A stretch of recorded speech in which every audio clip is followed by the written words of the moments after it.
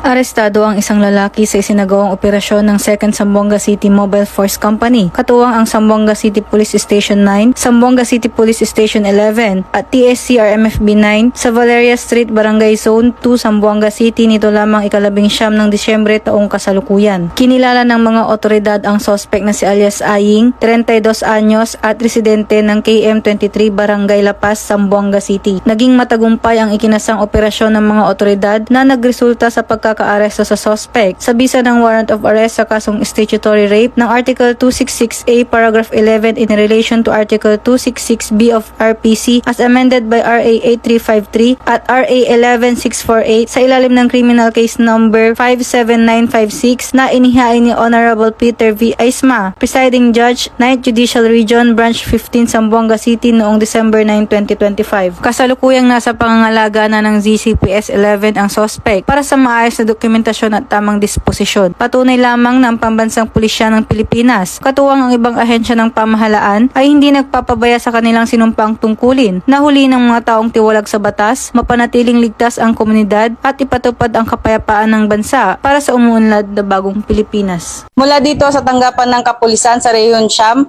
ako ang inyong PNN correspondent, Patrolwoman Luis Mariconde, alagad ng batas, tagataguyod ng Balitang Pulis.